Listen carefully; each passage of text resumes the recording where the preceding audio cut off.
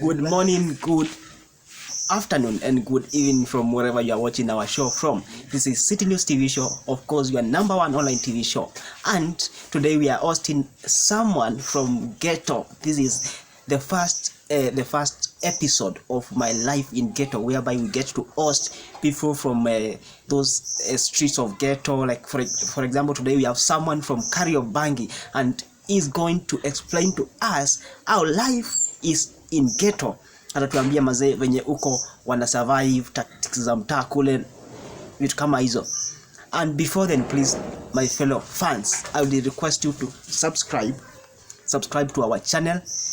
This is the only place whereby we get to entertain you, we get to train you, we get to educate you manze.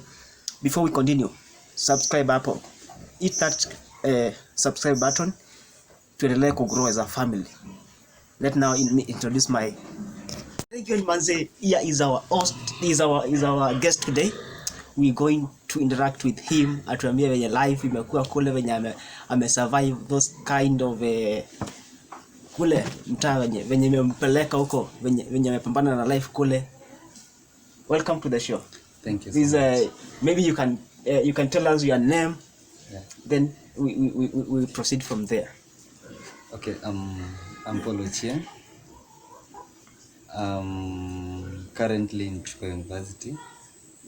Yeah, taking a Bachelor of Science, that's a degree. And yeah, just as you've said, I grew up in Ghetto.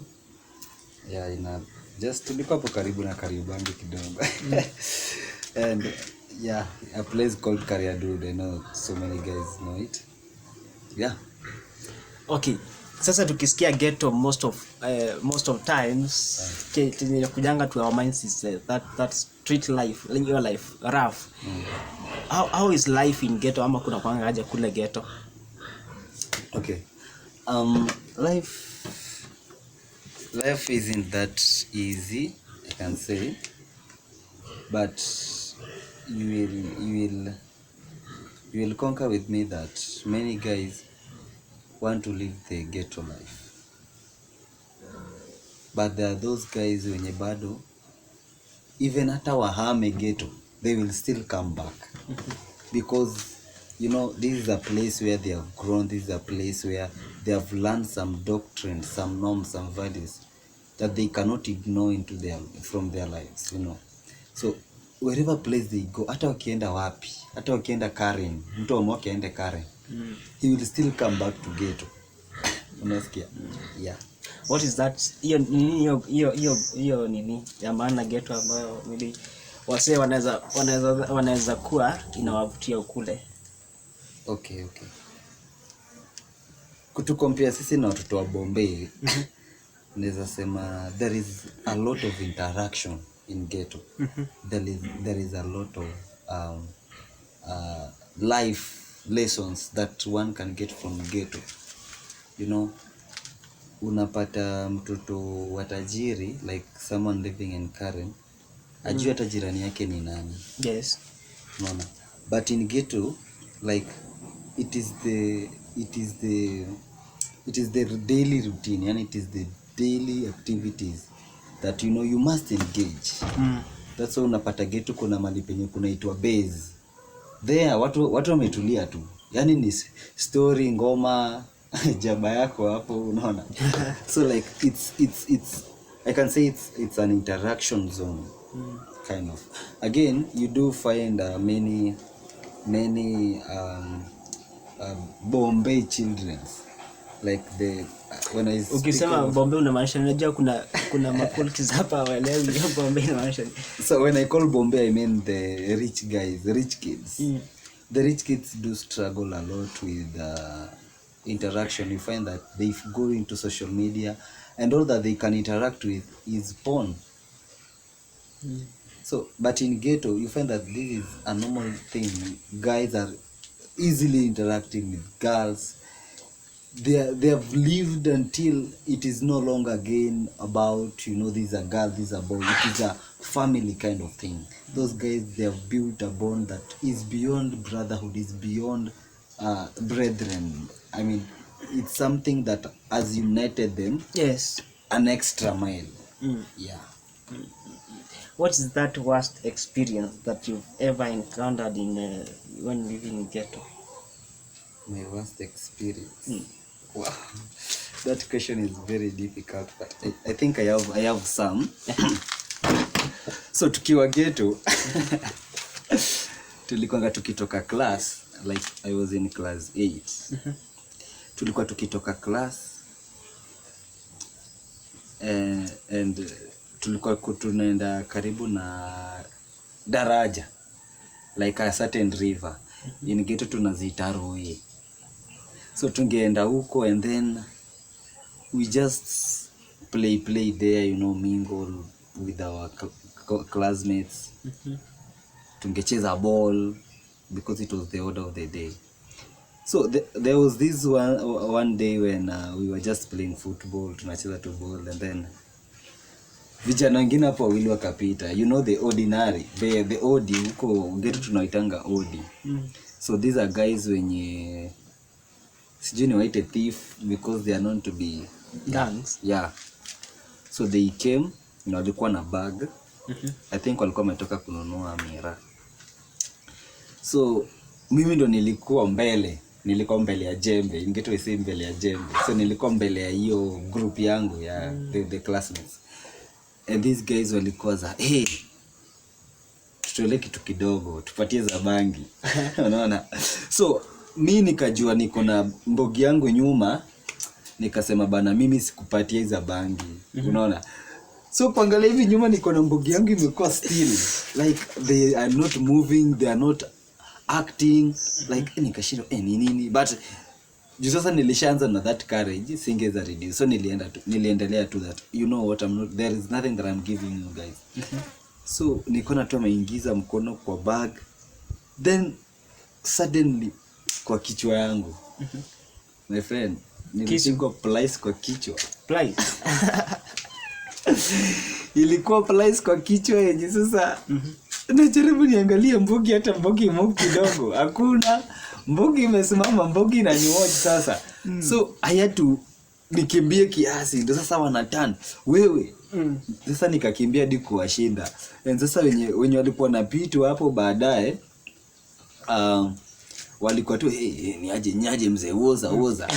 Alafu sasa the funny thing is that the last guy alikuwa ule mwoga wa mwisho. Imagine alikimbia akarudi shule, akasema Paul amedungwa kisu. So it was a funny no, so ulitoa za bangi no sikutoa za bangi. And the funny thing is ni venye mimi tu sikuwa nataka maneno, because I have bros by the in our family. Mimi ndio boy wa 9. Yeah. So my second brother na my third, yes, walikuwa grown up by then, unaona, hata kama mimi nilikuwa class 8. So my third kijana mimi nilikuwa namfuata, my bro, like alikuwa tuna jina, kuna vinya alikuwa na ogopewa hapo home, unaona. So yenye ningeenda ni report juu I knew the boys ni wa mtaa hapo, unaona. So ningeenda tu ni report, ingekuwa another story, ningetengeneza vita tena. And I didn't want that. I was that cool. Yeah. Okay, hiyo nileta kwa swali lingine. Umeongelea walikuwa wametoka kubai jamba, walikuwa wanashika za bangi. How is that nini hizo my drugs ziko aje kule ghetto? Our people wanakaa aje? Because najua lazima zikuwe mingi, obvious. And maybe ushaijipata kwa scenario ambayo uko engaged in such. Okay, that's a very good question. I just say it for a fact, and I know many guys are watching this video, and maybe they are there, they're in ghetto right now, or to make grow now. I know they are watching, and I don't want to lie, but the fact is, if there is one thing yenye inaumiza watu wa ghetto is drugs and peer pressure. Ziko mingi kule sana. And what's funny is that these guys wanajua huko home tunawaita mapedi, the peddlers, they know them all routes, all corners. from mtu wa, kuna zingine zinaekwa hapa zinaitwa Chavis. Kuna miraa tobacco, hiyo ni tobacco. I think hiyo ndio, I think mnaita tobacco but home inaitwa Chavis. Hiyo ndio lugha ya mtaa sasa. Alafu kuna the bang, kuna sigara ya kawaida but hiyo tumiangi sana, you know. Alafu kuna miraa na jaba juu, kuna ya matawi na kuna ya vijiti.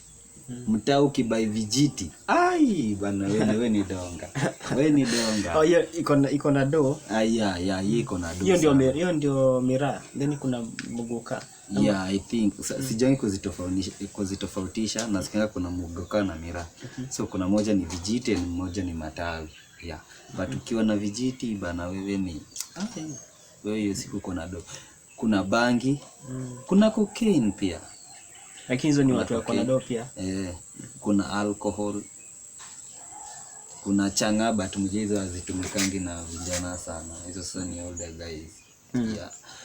So no, sasa before tuendelee, maze subscribe. Usikose kusubscribe, usikue unafuatilia story yetu na hapo tunatupia tuseka hapo subscribe to grow as a family. Nataka utuambie wewe ni gani hizo all those drugs, ni gani wewe ushaijipata ama ni gani ushaitumia ama maybe ushaitumia ama ushaitumia ni gani au ilikupelekaje? Okay. As a matter of fact, niseme most of the times sisi sema sijaitumia bangi kwa sababu kuna passive smoking, si ndio? So I think I did a lot of that. Yeah, I did a lot of it, a lot. And pombe no. Ghetto tunajua. Pombe hapana. But passive smoking, let me just explain how I engaged in this. Tukiwa ghetto kulikuanga na kind of hustling activity, like ungeamka hata ati umesota, my friend, hiyo zi yezi mimi, yani hiyo yani kusota. Tuko ghetto lakini tukubali kusota. We are known as the poorest guys. Poverty is there thriving, but in deep ourselves, like we do believe that hatuwezi sota. So I can remember by those days tungeenda kuuza machuma, what we would call mandenga. Unamkatua asubuhi and unatafuta mamusumari hapo, scrap metals. Yeah, so tunazitafuta and then unaenda unauza. Ukishaenda kuuza, there is this gambling zone. Karate, is it karate or karata? Karata kind of games. Cards. Yeah, cards. Playing cards. We have the kulikuwa na game inaitwa Kafunix. Na coins. Kwani mimi naishi Kenya gani? Unachukua coins mingi na unatingisha hivi. Alafu kama ziko 4 unasema ma4. Kama ziko 5 unasema ma5. Hiyo nitaendelea.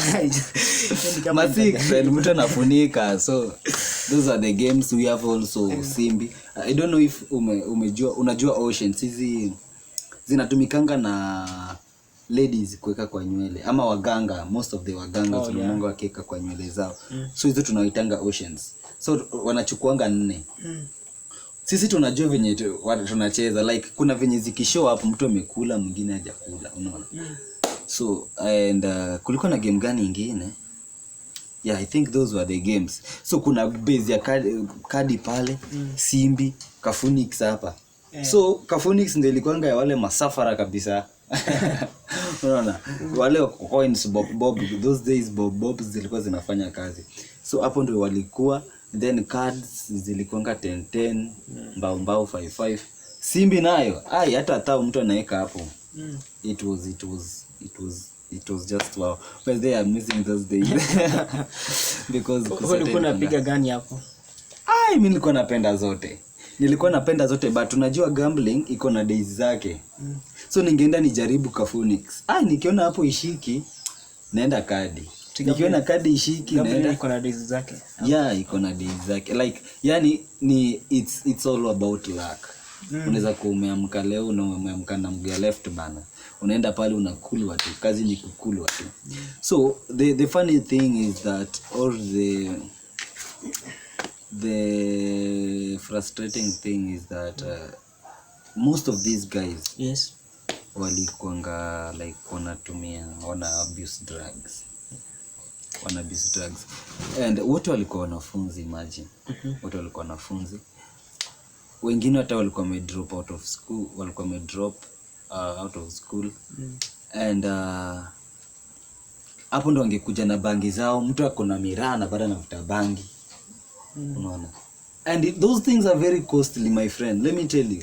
Kama miraa, ndo kule miraa watu, naona watu wa huko like watu wa Meru huko, like those guys wanatumia miraa peke yake. Mtu anaweza chukua tu miraa na anakula tu hivyo raw.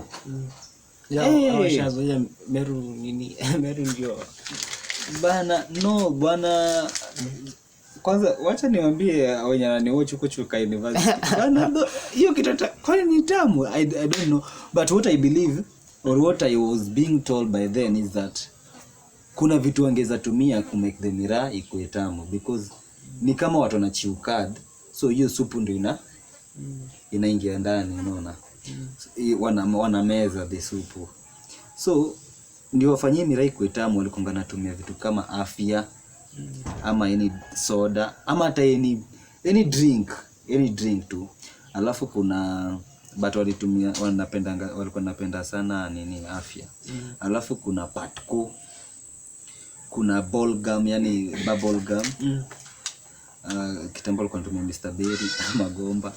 And then kulikuanga na kitu inaitwa kashata ilikuanga coconut ile imeshiagwa vizuri, alafu imewekwa, yani imechangiwa kala. So kulikuwa na za orange, kulikuwa na za yeah. Alafu kulikuwa na sasa main, hiyo ni main. Unaweza kosa hizi zote, afya nini, lakini miraa bila njugu, my friend, hiyo sasa uitu njugu, inaitwa njoti. Kulikuwa inaitwa njoti. So the njoti kind of njugu, it's fat na kubwa kidogo. Alafu ni kali kidogo pia, unaona. So nasikianga tu kikula mingi, like ukinunua hiyo packet ukule hiyo yote, nasikianga ukule tu hivyo raw, yani hivyo raw, nasikia iko na effect. So even when those guys are taking miraa, wanachukua hiyo njoti hiyo moja, wanaikata na wanaipaswanisha nusu, then hiyo half wamepaswanisha tena, wanaipasua tena into quarters. So they take the quarters pole pole, ndio last.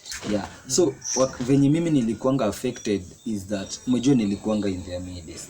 So walikuanga wanaweza chukua hiyo bangi, wanafuta. Nimejua mko hapo, so obviously tuna smoke, and science inasema the passive smokers are the ones that are being affected the most. Sasa usiku tunakaa hivi base. Sasa hizo games zishaisha nini, sasa tuko base, kulikuanga na pale base. Sasa sisi guys tunakaa, and watu sasa wanapiga tu story, and is like these stories za jaba ni kweli, because mwenye anakula jaba bana anaongea, huo jamaa anaongea. So those guys wangeza vuta bangi, alafu wananifungua hivi nguo, wanapuliza hapo ndani, ati Paul bana, unafaa kutumia hizi vitu, So those are the kind of influence zenye zina. Na ukashia kutumia? Mimi ile kuchukua kusmoke. I can remember an incident, but haikuwa bangi. Ilikuanga sigara, I think. Tulikuwa tumeka hivi, alafu mtu alikuwa anauza curtains, alikuwa anapita, 100. So hiyo sigara yake iko imeisha, jua aliitwa ati customer, unauzaje? Hebu nione, naweza ona kidogo. So hii sigara yake iko imeisha, akatupa chini. So mimi naye ni nani, nikamwambia beshte yangu fulani, he was older than me, I think 5 years older. So nikamwambia bana, unaona jili kitu, sinichukue kidogo. Akasema bana. So hiyo influence tu ndo nakwambia iko ghetto. Ati chukua tu bana, enda ujaribu. So I took it, nikakimbia jua those mamas walikuwa wananijua. So nikakimbia, and I went to a certain corner. My friend, huyo mwenye nilikuwa naye hapo alikuja kuangalia venye vitu zinaenda. Alipata na kohoa bana. Na kohoa hapo vibaya sana. So na hiyo ni sigara na ingekuwa bangi. Imagine. Okay, what great lesson did you learn from such kind of things? I think what I can say that I learned is that I can control myself on peer influence. Yeah, cause if nasemanga if God aliniwezesha by the my story just revolves on God. It was God who brought me out there, by the way. Yes. If it were not because of God, then ningetoka hapo, cause those guys, yani kulikonga tu na hawa wametoka. Umeje kuna wale walikuwa wanajulikana sasa ni they are above now ordinaries, because first for you to be called an ordinary lazima ukue unafanya kitu kingine unique, like unakuwa respected. Hadi watoto wa home hawakuchezei hivi. Ukipita unasikia watoto wanakimbia wanaanza kukusengenya. These are guys wenye wangekama watumie drugs mchana wa tuko nao, but usiku they have gone to places to steal, to rob M-Pesas and banks. Yani they are so much involved in crime. Hata sasa ilifika penye sasa ukaanza wakisota na unapita hapo home kona mbaya. Hata kama ni mwanafunzi wa secondary, my friend, utanyang'anywa. Utaacha pesa yako ya break up. Yeah, and your phone. That's how the life was there. So mimi nasemanga if by then sikukuwa influenced to those kind of things, because I lived with them. I lived from my daily, from morning to night. I was just spending with those guys. So kama sikukuwa influenced by then now there is no one that can influence me to do something that is not right. Yeah. You've talked of the crime issues in Ghetto. I think this is one of major problems yenye tuko nayo kule Ghetto. Maybe you can talk something about it. Wewe mwenyewe with your own experience, ushajipata una engage in such, maybe watu wana snatch, phone snatchers, ama pia hostage children ambao wananyang'anya watu vitu hivi. Okay, so what I can say is that mimi nilikuwa tunasumbua tu kiasi. Leo nilikuwa kinyangarisha kidogo tu, like but sikuwa napenda yani nilikuwa mbaya. Niseme nilikuwa nimeshaanza kukua influenced. And nilikuwa naingia to a certain level of those kinds of crimes. Kutosikiza mzazi kidogo, kulenga mzazi kidogo, naona. But when I received God, yani I knew God was introduced to me at a very early and good age. So at least nilikuwa naweza control myself kidogo after kujua God. So nilikuwa naona these things are not right. But let me explain to you why crimes inafanyika sana Ghetto, na mbona watu wanajihusisha sana.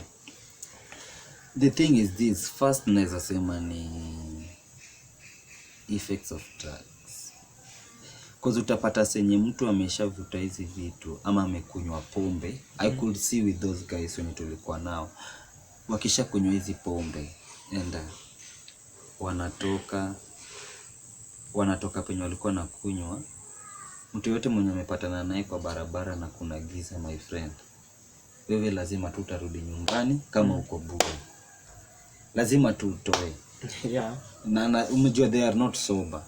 And even matumamas unapata wanachukua those kibeti, wanaibia makibeti. Then there was a certain place inaitwa, what was it called? It was just on a top of some houses, a roof kwa certain houses. So tungeenda hapo ndo tungejua gambling and all that. So watu wangekuja hapo and wanasearch hizo vibeti, wanachukua vitu muhimu, vitu zenye si muhimu. Hizo vitu zingine wanatupa huko kwa hiyo river. Ghetto liko close sana na river, hiyo Nairobi river. So wanatupa. Unfortunately wakati wa demolition hapo kulisafa sana, ilikuwa demolished yote. So that is one thing, drug effect. The second thing is that kuna ile level ukifika in ghetto, kila mtu yani watu hutaka kuwa na mademu, and dem anatakanga kujulikana yeye ni demwa nani. Kwanza they do pick wale ma ordinary, yani nimekwambia ordinary are the guys wenye wamejilift to another level. They are known in theft and all that. So they have built a name around that community. Yes. So you find that girls want to interact with such guys, ndio pia wafanye nini, waogopewe. These girls wange end up not obeying their parents. Msichana sasa akae msichana. These are the guys wenye early pregnancy ingewapata ndani, early marriages wako ndani, unaona. And it's so shocking that right now nikiwa class 8 kijana alikuwa class 4. Right now senye tunaongea na wewe ameoa.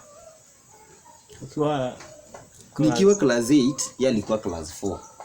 Which means but sasa ameoa. So bado hajafika 18. Huyu hajafika, sidhani hata kama amefika 18. Sidhani kama amefika 18. Na kuna mtoto na anaishi kwa nyumba yake, unaona. So that is another thing. So girls wangetaka kuinteract na those guys ndio waogopewe. Yes. Unaona.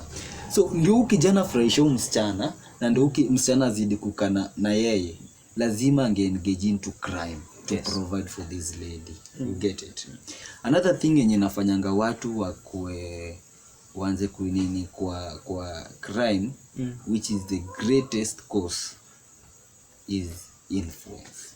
Peer influence. You find akina Gidi wako na grunde yao. They do rob banks, they do rob M-Pesas. Watu kona mbaya wanaumia kwa sababu yao. And because even I want to build a name, nitaanza kuingia kwa hiyo group. Kwa sababu mimi pia mademoto amenikataa na nataka dem, nitaingia kwa that group. Kwa sababu mimi pia nataka kukuwa na nyumba yangu, kwa sababu naona wako na nyumba yake, ako na bibi, ako na mtoto, and they are still living the life is okay. Mimi pia najiingiza hapo. Unaona? And let me tell you, ungeenda kwa nyumba yao maboys, you will be surprised. Yani those guys, unaweza dhani mtu anafanya kazi analiponga 60 million. Nyumba iko na kila kitu.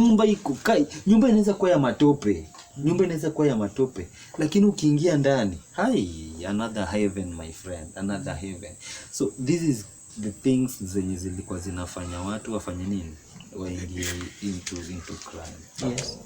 And girls pia, and hapo ndio mimi nahurumia girls sana.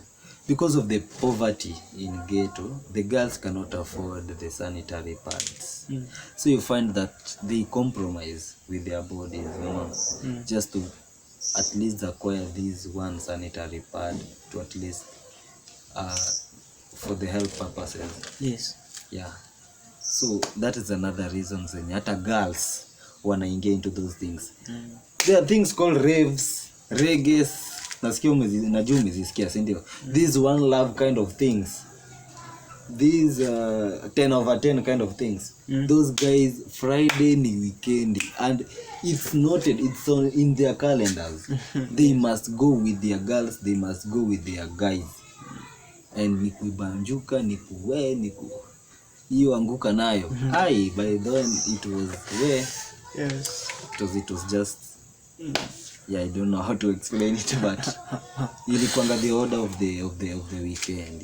Yes. Do you think that parents in ghetto are delivering their roles in the right way, or wanafanya parenting vizuri, ama kuna penye wanapotea? Kidogo. There are some wako very okay, there are some wako mbaya. I'll give you a scenario. Mimi hapa ama hadi venye mimi nimekuwa na ndugu zangu. By the way, sijakwambia, umejua my elder brother alikuanga tu kidogo aingie kwa crime fully. My elder brother ni mtu mwenye alikuwa na alikuwa shaingia, amefika to a point angeweza shika guns, ashaona guns. but thanks be to God, sai is a very Si hapa great, kumaanisha obvious hapa amedunga mtu kisu. he's a maybe, but he's a very great preacher right now. He's a very great preacher. Huh. My goodness. Yeah, so then niko nakwambia my mom alikuanga ametu train, even my dad walikuwa ametu train poa. So even bro yangu later on after kulearn his lesson ilibidi amekam, but alikam kwa machozi akiambia mom, you are teaching me the right things. The same thing happened to my bro mwenye nafuata. And I think that is one thing yenye imeni build, kwa sababu mzazi alikuanga nani, nikirudi ananipiga. Mimi mama yangu hadi sasa kwa nataka niende mali, hadi nikienda ball nilikuwa nikirudi ananipiga. Hey, umetoka ananipiga ni roller tu. Roller hii acha nilikuwa napiga huko kwa joints bwana. So I can say that those are some of the things zenye zilini build. Alikuwa anatupatia the good morals. Yes. Zenye a parent can give his or her child. And I think we worked on them, and now hata najua penye mama wangu wako, she is proud of the product yenye alitoa out of the morals that nilipata kutoka kwake. But there are some they are bad. There are some parents wako bad cause some parents wataenda waambiwe mtoto wako ni mwizi, na nakataa tu, mtoto wangu si mwizi, mtoto wangu haibangi, mtoto wangu asichukua kitu ya mtu. Yeah. At times so mtoto ndiye angeletwa nyumbani akipigwa. Sasa tu ni ile hizi uliwa kwa sababu kuna watu wanamjua hapo. Unaona? And you know there are some guys wenye wanakuanga tu na huruma tu. Yes. Ujuna mjua, sasa acha nimpeleke kwa mamake. So the guy analetwa anapigwa, mtoto tumempata ameiba. Hadi the guy is confessing that mimi nimeiba, akinaomba mnisamee. But the mama akubali, anasema mtoto wangu si mwizi. Surprisingly kuna parents wenye hadi wanatumanga wanatumanga watoto wao Kuiba. Waende waibe, waende wafanye hizo ma crime. Kwa sababu unapata dadi wake ameenda kutafuta kazi, yani kutafuta pesa, na amerudi like mzazi mama anaona like haijatosha, like no, the guy this husband is not giving it all, unaona. So like anaambia watoto waende engage into those things ndio wafanye nini, waweze kujisustain. So you find that, and that's why this kind of chapati supu thing came about in Ghetto. It is a staple food in Ghetto. Kwa sababu utapata mtu tu ameenda tu kwa hustle, hata akipata hiyo mbao 10 na supu, chapati 2 na supu, unaona. So that was the order, that is what was happening amongst the parents in Ghetto. And it was so traumatizing. It was so like, naweza kumbuka kuna day kuna certain parent alilearn her lesson after lose 5 of her boys just in crime. So the moment kulikuwa na scenario nyingine, and another mama alikuanga nalia au amepoteza mtoto wake mmoja. Huyu mama mwenye alipoteza watoto 5 anakuja anamwambia, hey, you know what bana, this area ikwange mzuri hapo, ukiwa na vijana unawaeka, unawafunza vizuri, kwa sababu now she had learned her lesson, unaona. Akasema you need to teach them good morals and all that so that you may not end up like me, unaona. And he could give out her story that, you know, I had 5 boys, 5 energetic and strong guys, but right now I'm like the way you're just seeing me. Mimi ni mimi tu, unaona. They have nothing to count on their children, they are nothing to count as their descendants, they are nothing to count as their offsprings. So they are just the way they are. Yeah, so I think yeah. So if there is something that is killing a lot of people in Ghetto, it's not about diseases, it's not about sijui nini those health issues, because sisi maze tungeokota dindi ziko chini na tukule, tungetoka kucheza na mtaro twende tushike maembe hivyo bila kuosha na tukule. So there is nothing like, you know, diseases and whatever. It is just about crime. Crime has killed so many guys in Ghetto. Yeah, so many young people, so many great destinies that if were to be unleashed, that is the place where books, companies, great offices, great managers could have been brought out or unleashed into this world of today. Yes. But right now, the companies, the books, they are all dead. They are all dead. They are in the grave. Yeah. Okay, thank you. I don't want staki to hii show ikuwe kubwa. But tukimalizia nataka nikupe chance. Talk to those children or those young people in Ghetto. What advice can you give them? Okay. Allow me say this, by the way. First, allow me even remove my cape, because it was so saddening to me that I had to. I saw a video of a guy nikiwa class 8, yani konga class 6. This holiday yenye tulikuwa aliuliwa. So I salute that legend, manze. No. But aliuliwa tu juu ya crime. So what I can tell you guys, wasiwa Urush, wasiwa Kariobangi, wasikaria dudu, wasika sabuni, wasiwa babadogo, wasiwa Yole, wasiwa Danduch, manze, crime si poa.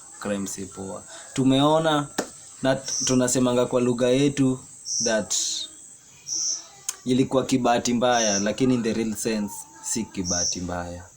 Wanasemanga malipo ya duniani ulipiwa papa hapa.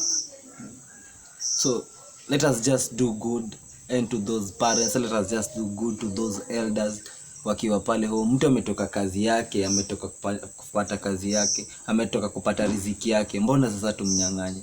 Let us just refrain from those things. Na manze to come tujitume kwa some things. Kuna vitu zenye tunaweza fanya. We can just start our small businesses. It is better to ufanye garbage jobs, manze. At least you earn something out of your sweat.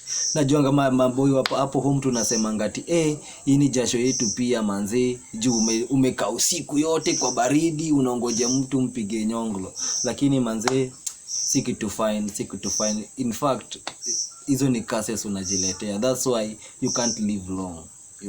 Unacut your life short just because you made a certain child not to eat, just you made a certain family not to go not to reach into their standards. You have made a certain mom not to make his child go to school. You have just closed the door for many things in a certain family just because you had stolen from that lady, from that gent. So please, let's refrain from crime and let's desire to our work and to at least get something out of our own sweat. And the final thing of all, God first. Tukujeni kwa Christ, manze. God ndo kila kitu. God ndo anatupangia. By the way, you know these guys before and kuiba, some of them they do pray. But acha nikwambie maombi ni ya uongo. Yes. So just come to Christ, just give him all your life. Anajua kukusustain, anajua vile atakusustain, anajua vile atakuprovidea. You just come to him, he will make your path straight. Yeah, thank you. Okay, thank you Paul for coming to our show. Thank you for sharing your experience. We are very much grateful for that. To whoever is watching this show na umetufuata to this far, don't forget to subscribe, share, comment, like, and let's grow together.